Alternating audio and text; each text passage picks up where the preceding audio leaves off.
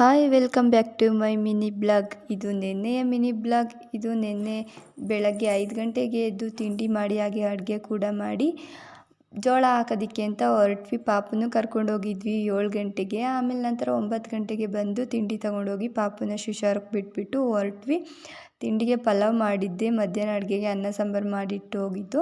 ಜೋಳನೆಲ್ಲ ಹಾಕಿ ಗದ್ದೆಗೆ ನೀರು ಹಾಯಿಸೋಣ ಅಂದ್ಬಿಟ್ಟು 11 ಗಂಟೆ ಕರೆಂಟ್ ಬಂತು, ನೀರು ಹಾಯಿಸಿದ್ವು. ಇಬ್ಬರು ಕೆಲಸಕ್ಕೆ ಅಂತ ಬಂದಿದ್ದರು. ಒಂದು ಆರು, ನಮ್ಮದೊಂದು ಆರು, 2 ಆರು, ನಾನು, ಅಮ್ಮ, ನಮ್ಮ ಮನೆಯವರು ಇನ್ನೊಬ್ಬರು ಬಂದಿದ್ದರು ಗೊಬ್ಬರ ಎರಚಲಿಕ್ಕೆ ಅಂತ. ಇಷ್ಟು ಜನ ಹೋಗಿದ್ವಿ. ಮೊನ್ನೆ ಕೂಡ ಜೋಳನ ಹಾಕಿದ್ವಿ. ಅಡಿಕೆ ಗಿಡಕ್ಕೆ ಸ್ವಲ್ಪ ಹಾಕೋದಿದೆ, ಅದಕ್ಕೆ ನೀರು ಹಾರಿಸ್ಬಿಟ್ಟು ರೋಟ್ ಹೊಡಿತಾ ಇದ್ದಾರೆ ಇವತ್ತು. ಸೊ ನಾಳೆ ಹಾಕೋಣ ಅಂತ ಅಂದ್ಕೊಂಡಿದ್ವಿ. ರಾಗಿನ ಕುಯ್ಬೇಕು, ನಾಳೆ ಹಾಕಲ್ಲ. ಫೈನಲಿ ಕೆಲಸ ಎಲ್ಲ ಮುಗೀತು, ಜೋಳ ಹಾಕಿದ್ದು. ಮನೆಗೆ ಬಂದು ಸಾಮಾನೆಲ್ಲ ಎತ್ತಿಟ್ಟು ಹಸುಗೆ ಸ್ವಲ್ಪ ಜೋಳ ಹಾಕಿಬಿಟ್ಟು ಕೈಕಾಲು ಮುಖ ತೊಳ್ಕೊಂಡು ಪಾಪು 1:30 ಆಗಿತ್ತು ಕರ್ಕೊಂಬಂದ್ವು. ನಂತರ ಪಾಪುಗೆ ಸ್ವಲ್ಪ ಊಟ ಮಾಡಿಸಿ ಮಲ್ಕೊಳ್ಳೋಣ ಅಂದ್ಬಿಟ್ಟು ಪಾಪುನ ಮಲಗಿಸ್ತಾ ಇದ್ದೆ. ಚಿಪ್ಸ್ ಬೇಕು ಅಂದು ಚಿಪ್ಸ್ ಕೊಟ್ಟು ಮಲ್ಕೊಂಡು.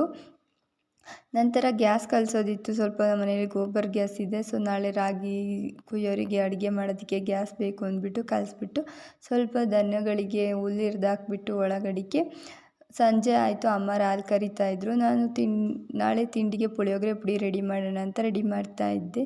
Thank you for watching.